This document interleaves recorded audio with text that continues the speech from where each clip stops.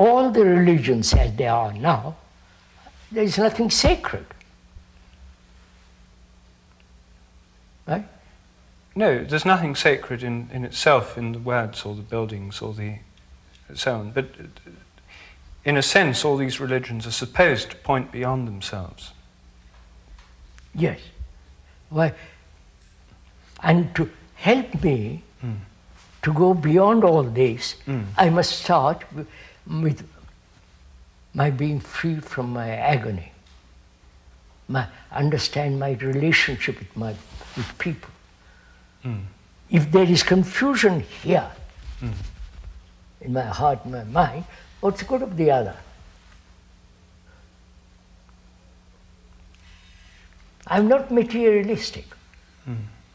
I'm not anti the other, but I say, look, I must start where I am. To go very far, I must start very near. I am very near. So I must understand myself. I'm the rest of humanity. I am not an individual. I know. So there's the book of humanity in me. I am that book. If I know how to read it from the beginning to the end, then I can go, then I can find if there is a possibility, if there is real something that is immense, sacred. But if you are all the time saying, look, there is that, that will help you. I see it hasn't helped me. We have had these religions for millions of years. That hasn't, on the contrary, you have distracted from what is.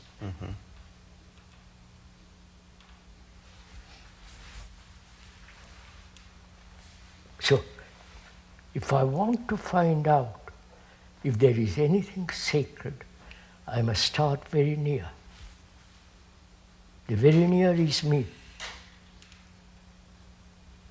And can I free myself from fear, agony, sorrow, despair, all that? When there is freedom, I can move. I can climb mountains. So are you saying that the sacred would become apparent if we dissolve fear and all these other things? Obviously. That's real meditation, you see.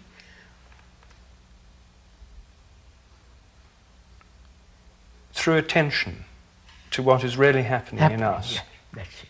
And just what is really happening between us and other people and all the rest of it. Between our relationship. Yes. Through attention to this.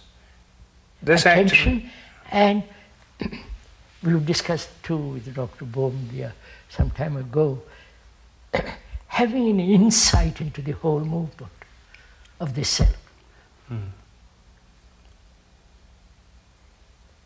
Which is not a remembrance. Insight is total perception of what you are. Without analysis, without investigation, all that, total immediate perception of the whole content of your consciousness. Not take bit by bit by bit, that's endless. Oh, we're broken up, so we look at each little piece. Yeah. And because we are broken up, we can never see the whole. Obvious, that seems so logical. Okay. So, is it possible not to be broken up? Why? What is to be broken up? This confusion, this mess in consciousness, which we talked about yesterday.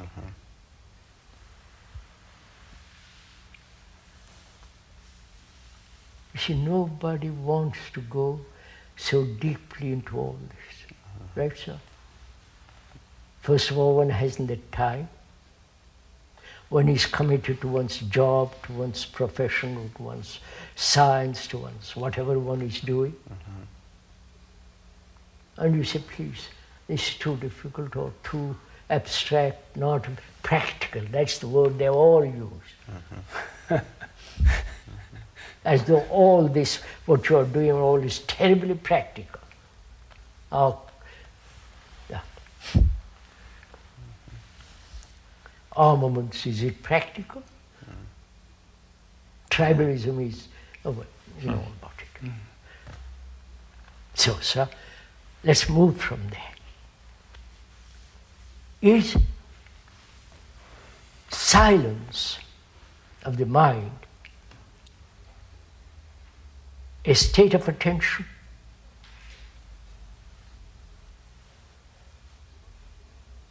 Or is beyond attention? I don't know if I'm... Well, what would you mean by beyond attention? Let's try to get into that.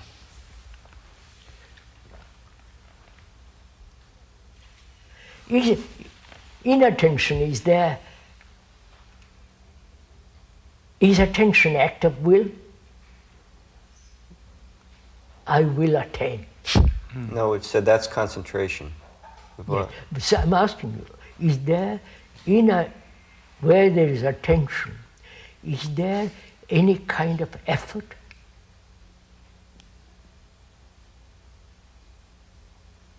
Struggle? I must attain.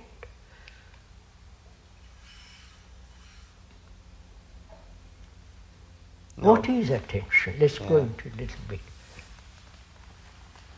What is attention? In which is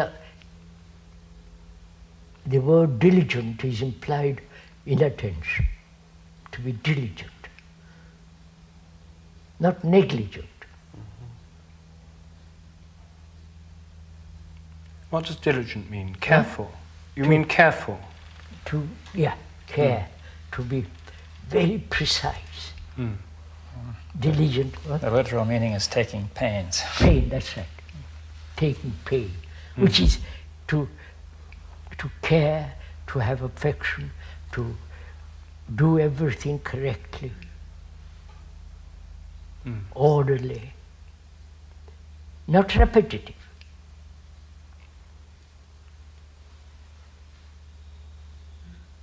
Is attention demand the action of thought?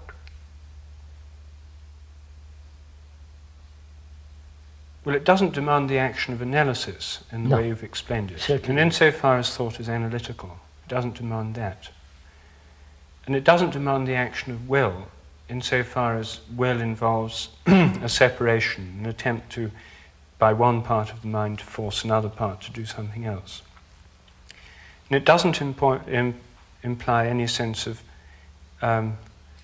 going anywhere or becoming anything, That's because that is becoming, something yeah. leads You one out can't- of the present. That's right. You can't become attentive. But in the act of attention, Just see what is implied in it.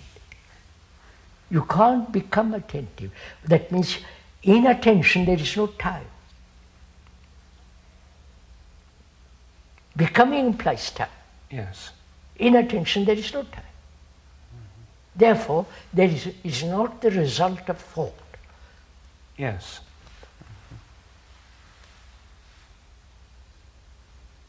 Now,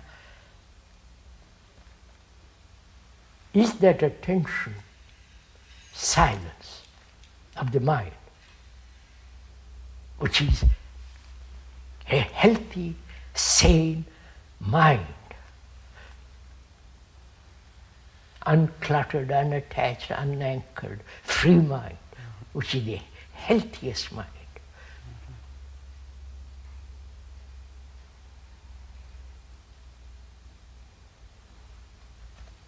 Therefore, I'm asking, out of that, in that attention, is the mind silent?